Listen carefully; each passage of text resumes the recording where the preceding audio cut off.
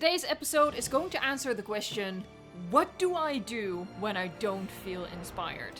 Well, for me, the first thing I do is look at the suggestions that you guys give, so please keep them coming. For this episode of Mini Sorna in Jurassic World Evolution 2, I'm building a VIP section based on this comment.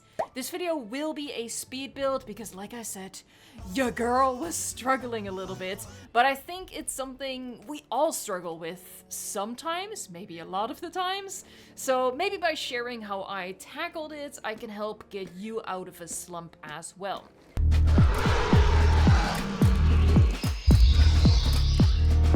Now, I have the luxury of getting suggestions from you guys to give me ideas when my own brain isn't braining, but that's something you can do as well. Just scroll through the comments or maybe have a look at the channel and look at previous videos that I've done to get a very basic idea. Like in this case, a VIP area. That's where it starts. Just find a concept. If you're struggling with your own park build right now, you can join me and build a VIP area this week. The next step was figuring out where to put this VIP section, and Mini Sorna had a pretty good spot for it off to the side of the T-Rex arena. The way it was set up, the arena, or the area already had just one access point, and a dead end in your park lends itself really well to a more exclusive area. You don't want, your main route that sees a lot of traffic get bottlenecked or completely blocked off by a VIP area. So if your park has a little dead end section like this one, it's the perfect area for a VIP section. Now, by placing the VIP section here, it does mean that access to the T-Rex arena is limited to VIP only. Because what we've done in a previous episode is we've made it so that guests can only get into the arena via a pretend pedestrian bridge. And the access of the bridge is now situated in the VIP section. And on one hand, you could argue that maybe that's a little scummy, that the arena has become a VIP exclusive attraction because, it's the T-Rex. It feels like one of the main draws, one of the main reasons why guests come. But counter argument is that this is Mini Sorna, and the main dinosaur, the mascot of the park, is the Spinosaurus, not the T-Rex. If you want to see the T-Rex for free, you should go to Mini Nublar. On Mini Sorna, the T-Rex is more a bonus, so that's how I sort of justified having the arena be a VIP exclusive. Now, regular guests can still view the T-Rexes though. There is still a viewing gallery and a dome that non-VIP guests can access, so they can still see the Rex pair, they just can't get into the arena. All of that to say, I think the space works well for the VIP idea, and that's a tip for you as well. Look around at what you've built so far, like go into the game, open up the save file of a park that you've abandoned, have a look around, and take inspiration from the areas that you have. Like, see what you've built already, and see what makes sense, what works well to connect to it. So here I have a dead end, so I decided VIP area. But for example, if you've just built a main street and you don't know how to continue, maybe you can just start by building a nice hotel section off to the side. Because I personally really love doing hotel sections and main streets really close to the entrance section. Something like that. Something that just makes sense to put next to what you already built, and that's gonna help get your ideas flowing as well. Now back to my VIP area. I didn't think that the VIP area, this section that I decided, yep, that's it. I didn't think it was big enough for a habitat. So it was kind of an awkward space. Like, it was too big to just completely fill with amenities, but I think it was too small to put in a habitat. So I used the Innovation Center. I think that that's a nice filler building with its size. And then the path in front / around it is inspired by the design of the main entry of the Innovation Center with the lines and the mix of colors. So that was another way to cheat. You know, I used the innovation center to sort of, you know, efficiently fill in the area, sort of let the game do the work for me, because it's a really nice looking building. And also because I didn't have an idea for path art that I wanted to do in front of it, I just sort of branched off the design that was already incorporated in the building. So, you know, I didn't have to bring too much creativity of my own. I just, you know, expanded outward from what the game already gave me, if I'm still making sense. Now I will, I need to admit something. I will readily admit this. Look, when I make mistakes, I tell you guys, and I do make mistakes, and you know, we're using that as like a learning opportunity for you to not be so hard on yourself.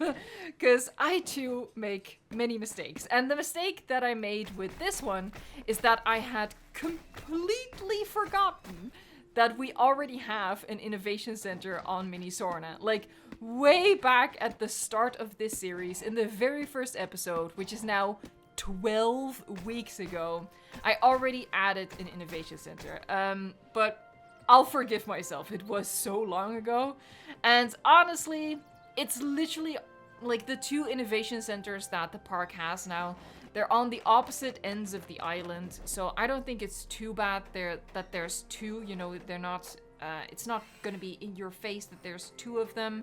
And with one of them being like a VIP exclusive, you know, you can sort of imagine for yourself that the function or the interior of the building is actually a little bit different than the other one. You know, it's not an exact clone. One is for the regular people and one is for the very important people.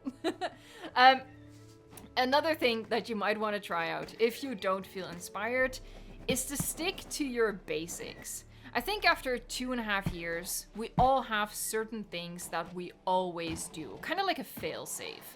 And you might psych yourself out with this idea that you need to reinvent the wheel with every single build. That's definitely something I struggle with, especially because I'm putting my work out there for you guys, and I do really try to, as often as possible, bring something new to inspire you guys. But when you're just building for yourself, it's even more so just perfectly fine to fall back on the same tricks that you always use when you feel like you're in a bit of a slump and you can't motivate yourself. You know, don't psych yourself out. You don't have to reinvent the wheel. Just do what you always do. And you might actually come to the surprising realization that it makes your overall build better. Because by repeating the same tricks, like always lining the path with planters a certain way or whatever, it creates cohesion in your park, and that makes the park feel like one whole that was designed with a certain constant aesthetic in mind. Whereas if you force yourself to do something completely wild and out there, like creatively, that is amazing, but at the same time you're gonna end up with really sectioned areas of the park. And this is actually a feedback that I got on Mini Manticore Island. I really love how that park turned out, by the way. This is not a diss on Mini Manticore Island, but, and I don't remember who commented this. This is like off the top of my head, but someone commented that they didn't like Mini Sorna as much because each episode was such a different build and like trying to, you know, trying to make something new, and overall they felt like that led to a kind of incohesive and segmented park. And even though I personally disagree, I do see that point. That is a really good point. So, you know, just spitballing here, that's something that you can take into your park build as well, you know. I think it's lovely that we're still finding ways to push the envelope and make new things and be like, oh wow, I've never done this before, but this looks awesome. But at the same time, it's okay to have a park be a little bit more the same. Yeah, cohesive. I don't know why I'm trying to phrase it any different way. I think the point has come across. And I think watching this video, you see a lot of things that I, quote unquote, always do.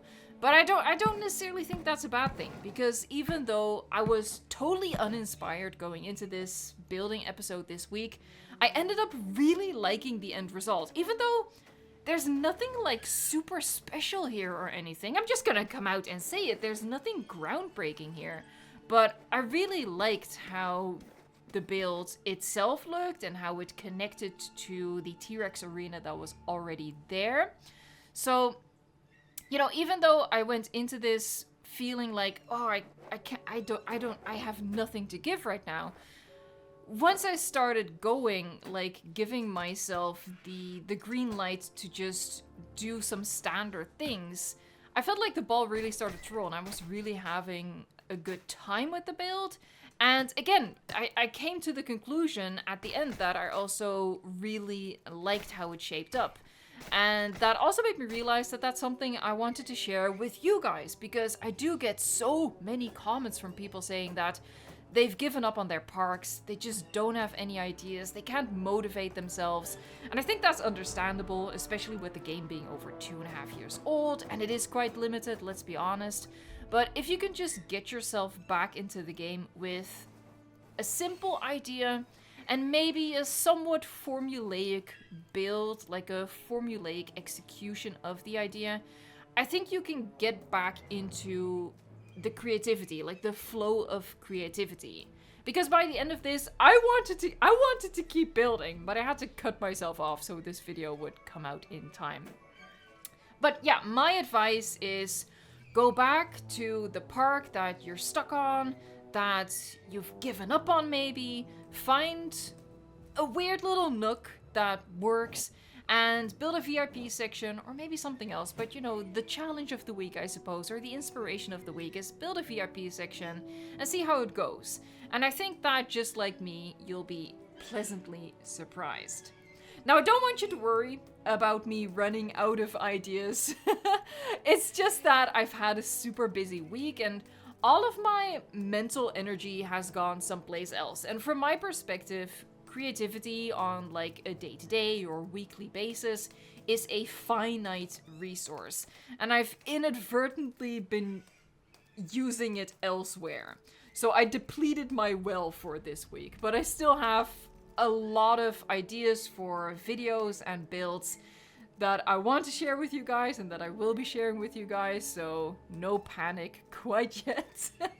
Now, obviously, I do feel like I'm starting to like reach the point where, you know, mods are in the future, but I also still have several ideas for just vanilla builds that obviously I'm committed to getting out there first before I go over to modding.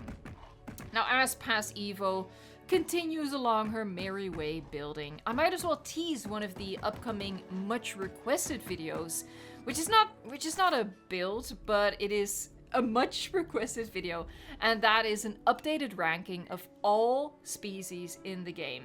I've done that when the game had 102 species. We're now many, many more. I don't know the exact number off the top of my head, but we've had so many amazing species get added in species packs since I've done my past species ranking. Like the whole ranking has been shaken up. Even the top 10 has been shaken up by these new additions. So it's time to do a new ranking. And I feel confident that I can do my definitive ranking now, because I'm personally really not expecting there to be any more new content coming to the game. Like when you look at SteamDB, the only updates happening right now are just automatic updates adjusting the review percentage. That's not indicative of Frontier still working on the game. The last SteamDB update that shows Frontier actually working on the game behind the scenes is from almost a month ago. So that long of no activity from Frontier on this game, I think is pretty conclusive that the game is indeed done. You know, we might get like a minor bug fix at some point, but what I'm saying is I don't think we'll see any new content, any new dinosaurs. So that's why I feel like it's the right time to do an updated ranking. So that's something for you guys to look forward to. Everyone who's been asking me to redo my ranking, it's coming very, very soon. So of course, if you're not subscribed yet, consider subscribing to the channel so you see the ranking, but of course you'll also see the continuation of Mini Sorna and the tour that we will be doing. It'll be a quite different tour from usual that I'm also very much looking forward to. And honestly, Mini Sorna is, you know, it's steadily on the way to being completed. Like, there's still a couple of blanks that we need to fill in, and again, I really invite you guys to give suggestions on what like species and types of builds you feel like Mini Sorna has to have, because we're definitely getting in the end game. I feel like in a couple of weeks time this park is going to be ready for the tour. And speaking of suggestions, by the way, in this area that I've built, I've also I have this cutout in the path, kind of like a globular cutout. Here it is. And yeah, I need you guys' help in what we should put in this habitat, because this whole area, you know, it's about the T-Rex and the Spinosaurus. But again, this area was just too big to like fill with path or fill with more buildings, because we already have so many amenities, so I felt like it had to be an exhibit. But now I'm sort of stuck with which species should go here. So what goes well with the T-Rex and the Spinosaurus? I need you guys' help. I'm recruiting you guys' help. If you have any creativity left today, this week, please share it with me. I would hugely, hugely appreciate it. Now, this whole video, I've been talking about, hopefully at least, what you can do to pick a park back up if you've abandoned it, if you've gotten stuck with it, and you feel unmotivated, whatever, right? I hope that this video, me talking about it, and sharing my experience and my ideas will help you get back into the game, literally, if that's what you want. But I also feel like I'm contractually obligated to point out that you don't have to finish a park. Like, I know I've said this before, but I really feel like I need to say this again, because I feel like people, they get stuck on a certain park and then they give up on the game overall, you know, sort of throwing the baby out with the bathwater, when really it was just maybe the park that wasn't working, that you've gotten bored with, whatever. So, you know, if today's video doesn't help get you back into the park that you've abandoned or whatever, that's okay. It's okay to move on to another park, to give yourself, you know, the green light to just let that park be, and maybe you'll get back to it one day, maybe not, and that's all okay. Don't force yourself to finish a park and turn it into some sort of job. You know, it's a job for me. It's thankfully a job that I really like, but for me it is a job, and for me there is a certain level of responsibility for finishing a build and delivering, you know, a building episode at some sort of consistent frequency. But you don't have that, so, you know, don't force yourself, because I think you're just gonna be like banging your head against the wall if you do that. It's okay to close that one park and move on to something new. And then I hope that my channel has plenty of ideas to get you started. Like, maybe watch the video with entrance ideas to get yourself going, stuff like that.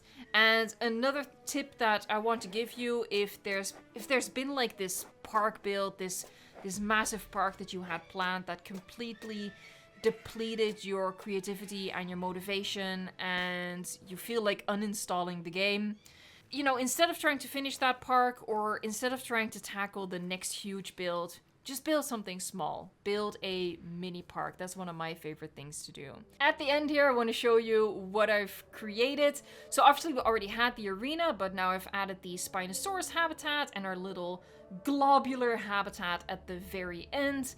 And of course, up on this secluded higher section, we have our VIP area with the access bridge to the arena. I hope that you enjoyed this episode, even though it was a little weird. I hope that you know, you're gonna get back into the game with some inspiration.